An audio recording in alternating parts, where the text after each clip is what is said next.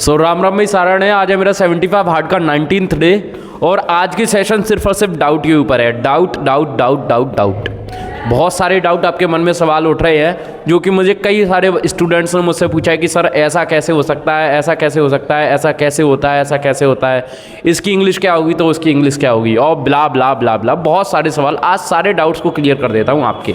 मेरे पास यह घर है, अब मेरे पास यह घर है इसका मतलब इस घर पे अधिकार मेरा, लेकिन यह घर मेरा है इस घर पे भी तो अधिकार मेरा ही है। चलो ये बात मैंने मानी कि दोनों को एक एक पॉइंट दिया जा रहा है, बट जो नेक्स्ट सवाल उठता है वो रहता है कि मेरे पास यह घर है, अब मेरे पास, इसमें देखो आप पास शब्द का यूज़ किया जा रहा है ना। अब चाहे वो टेम्पररी हो कोई भी चीज़ या परमानेंट हो, लेकिन इसमें पास शब्द का यूज़ किया जा रहा है। अब जैसे ही पास शब्द का यूज़ किया रहा है समझ जाइएगा कि उसमें हैज़ और हैव आना है। मैंने आपको पहले ही बताया था कि स्टेट ऑफ पोजीशन जितने भी होते हैं उसमें हैज़ और हैव आता है। प्रेजेंट में हैज़ है और पास्ट में हैड और फ्यूचर में विल हैव आता है।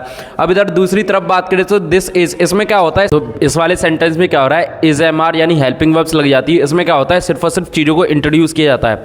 अब जैसे ही चीज़ों को इंट्रोड्यूस किया जाता है उसमें क्या होता है, हम किसी भी चीज़ के बारे में जैसे ही इंट्रोडक्शन करते हैं सिर्फ और सिर्फ हेल्पिंग वर्ब लगती है। Is am are, was were, will B.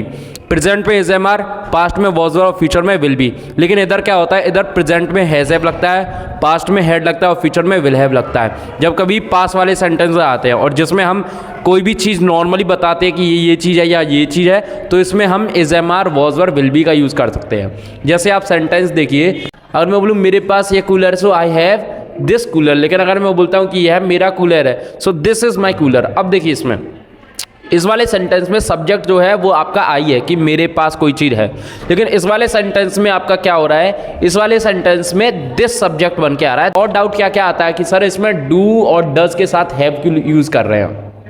Do और डज के साथ हैव या डिड के साथ हैव या विल के साथ हैव क्यों यूज़ किया जा रहा है। मैंने आपको पहले ही बताया था कि नेगेटिव, इंटरोगेटिव और इंटरोगेटिव नेगेटिव में इन तीनों तरह के सेंटेंसेस में आपका हैव ही यूज़ होना है, हैज़ नहीं होगा, हैड नहीं होगा।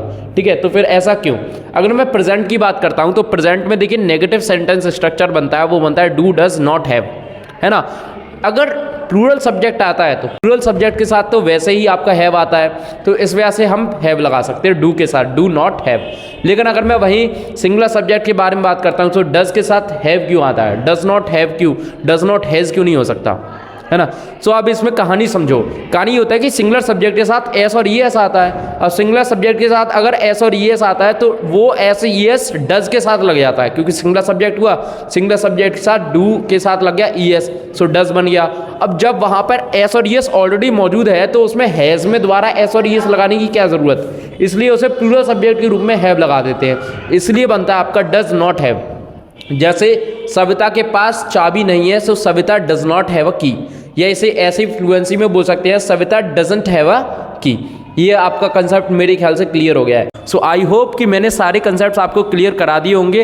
अगर जो कंसेप्ट आपको अभी भी रह गया मन में वो कमेंट सेक्शन में डाल दिए, उसकी भी अलग से वीडियो बना के आपका सेंड कर दूंगा। जैसे कि मैं वादे का पक्का हूँ आपका 24 घंटे के अंदर अंदर वो डाउट आपके पास आ जाएगा क्लियर होकर। ठीक है, सो अगर मिटाना इंग्लिश का class join express. Thank you so much, like share subscribe. जय हिंद, वंदे मातरम, भारत माता की जय। नमस्कार दोस्तों।